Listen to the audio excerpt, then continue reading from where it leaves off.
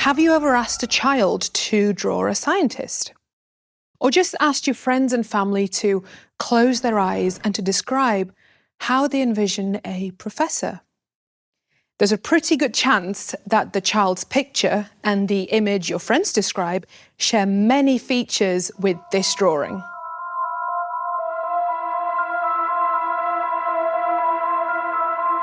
So this is what a real scientist looks like.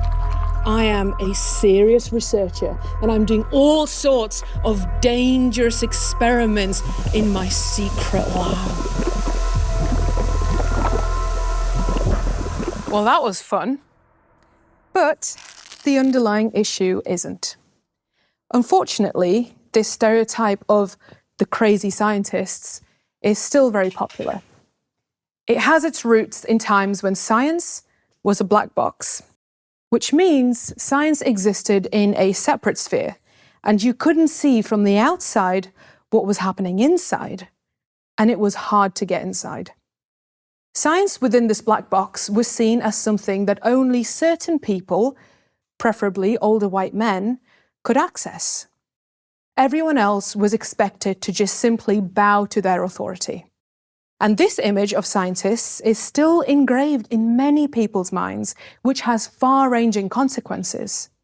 Why would anybody trust scientists who are doing all kinds of secret experiments in their black box? We can't have that in the 21st century. Science has to come out of its black box. And the only ones who can do that is us, the scientists. The good news is that there is a whole movement that is trying to do just that. One approach to opening up the black box is by engaging in outreach activities. If you are keen on developing those skills, you can check out the second part of our video tutorials about science communication. But open science is more than just communicating research projects. It means the principle that scientific output, like publications, data, and software, should be made available to the broader public instead of being just hidden behind paywalls. I'm sure you've heard about open access, where researchers share their work online without any barriers to accessing it. One of the greatest advantages is that it facilitates collaboration. Researchers from all over the world can simply just download your work and then build on your insights. You might even get some valuable feedback from someone at the other end of the world who otherwise wouldn't even had a chance to find out about your work. Open access doesn't just concern papers, though. It also includes open data or open software and many other ways of sharing one's work with others. However, you have to be careful. Open access comes in different forms. They all include the public availability of outputs so that interested non-experts or journalists or politicians or anyone can access them. But sometimes this only happens because scientists or the institutions for which they work for have to pay rather hefty author publishing fees. Now that creates new problems. What about the scientists who can't afford these fees? The best models of open science are therefore what is called the diamond open access. Neither the reader nor the author has to pay anything. But of course, someone has to provide the infrastructure for getting data online. And that's why there are various initiatives worldwide who are working on this. The Public Knowledge Project in Canada, for example, they developed the open source publishing software called Open Journal System, which is now in use around the world. As you can imagine, there are groups who want to hold on to the old system because they benefit from it. The publishing houses, for example, who make plenty of money with the fees they charge. And for some of you, it might seem to be a bit too hard to fight the system. Depending on your field or your career status, you might find it difficult to publish in Diamond open access venues. And that's an aspect of the dysfunctional incentives we discussed earlier. But these things are changing. New platforms are being created. New open access journals are now being started up. I encourage you to explore the opportunities that allow you to be part of that change as well. The open science movement is growing at a rapid rate, and new opportunities for you might be opening up as I speak. In 2009, there were approximately 4,800 active open access journals. As of September 2021, almost 17,000 open access journals are listed in the directory of open access journals. You can find a list and some helpful links on this topic on our website.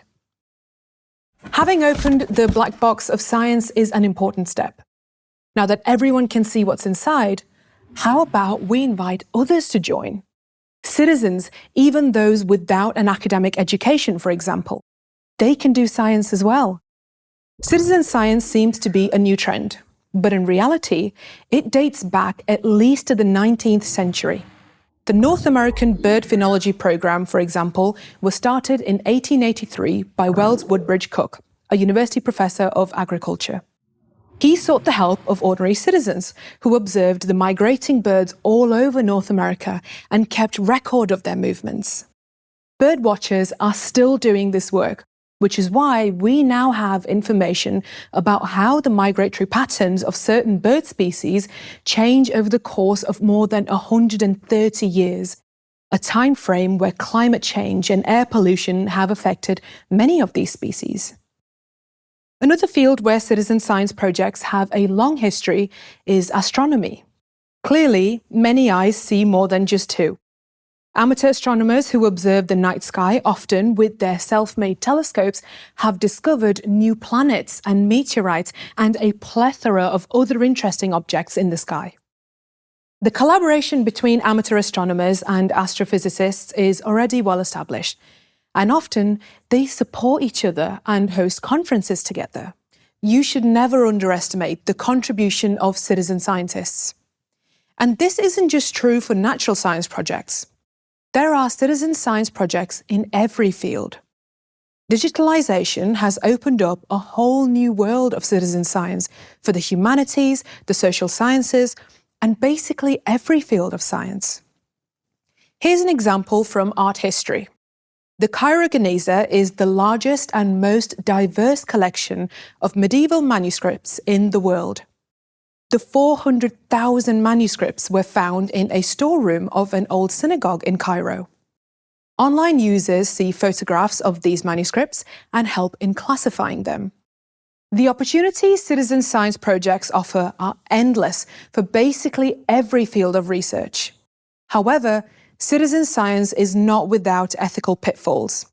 For example, you need to make sure that you always recognize the contributions of lay audiences and treat them with the respect they deserve. There are some proposed guidelines for how to do citizen science well.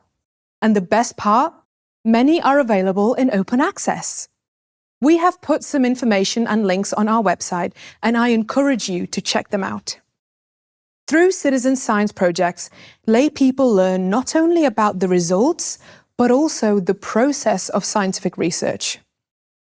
They see how knowledge is produced, how different methods can be used to explore the same phenomenon, or how scientists from different fields can collaborate.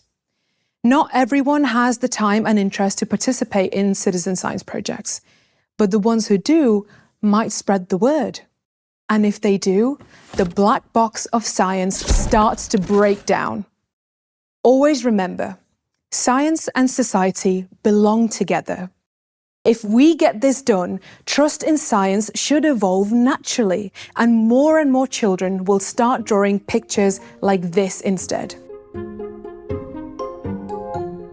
Because these children know that scientists can look like each and every one of us. They can look like Einstein, but they can also look like me and all the members of the Trust in Young Scientists Working Group. Thank you for watching the first part of our video tutorial. I hope I can see you again in part 2, when we will talk about some practical tools for effective science communication.